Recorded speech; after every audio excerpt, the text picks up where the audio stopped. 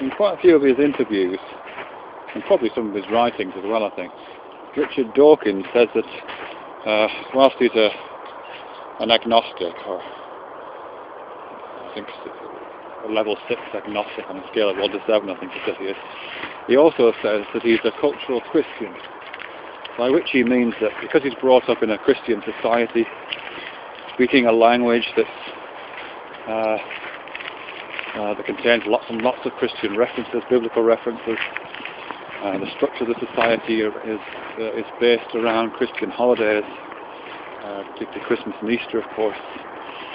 A lot of the kind of rituals that we undergo and the kind of behaviours that we manifest seem to be drawn from biblical and Christian scripture of one sort or another, or doctrine or practice of some kind, that those things are so inculcated into the society that even if you don't believe the stories, even if you don't believe in the Christian God, you don't believe that Christ was any kind of spiritual, magical figure, even if you don't think Christ existed at all, it doesn't in a sense matter, because you are so inculcated into society. You can't help but be affected by that kind of osmotic Christianity. And I mean, I was thinking about that recently, and not so much in relation to Christianity, but in relation to Freudianism. I was talking to some of my students, and some of them had never read Freud, some of them had never read about Freud, one or two of them had never heard of Freud, which I thought was fascinating. And certainly none of them, well, maybe one or two of them, but not very many of them had any grasp on what Freud's psychoanalytic theories were. But when I got talking to them, they were all kind of familiar already with the ideas.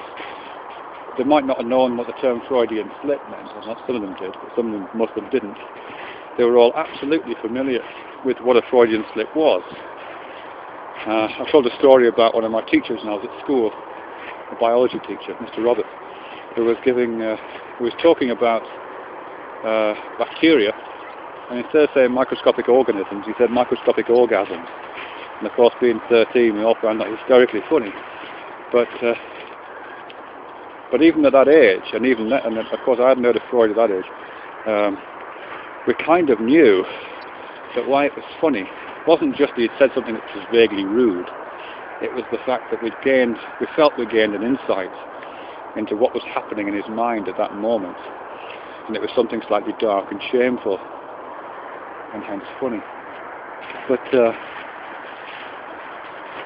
that idea that a slip of the tongue like that is revealing, and says something about the unconscious, or makes claims about what kind of content there might be in their unconscious, and how that might relate to a person's personality, all those kind of things, which you kind of need to know in order to find that funny, and to go through that process that we in that classroom went through. You pretty much have to know what Freud's on about. So somehow we'd absorbed Freudianism through the osmotic pressure of the culture, just seeping in through all those endless films and endless television shows in which people's hidden desires come out in odd ways, and all those little linguistic tricks, all those linguistic phrases like Freudian Slip, but also these kind of models of the unconscious as this dark place where desires dwell. You know, that had got to us even at that age. So, in addition to being cultural Christians, I think there's a sense in which certainly in that time, it's very different now, we're all kind of cultural Freudians, Freudianisms. Freudians? Yeah, Freudians. And probably cultural other things too, I would imagine. You know, we are, I was going to say cultural Newtonians. I think we're probably somatically Newtonian or something like it. But there is probably some version of physics that is represented in our culture. Yeah, cultural Cartesians probably. I think we feel ourselves to be enmeshed in a Cartesian grid. So we're probably all cultural Cartesians. And what's important for me from all that is that is the significance and the importance of those ideas.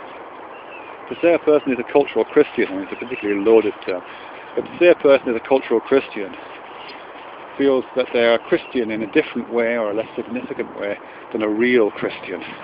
Because a real Christian invests those ideas or that particular narrative with a belief. It makes fact claims about the story. In a sense, the fact claims are pretty irrelevant, really. And I'm sure a Christian wouldn't agree with that, but in a sense that I feel they are.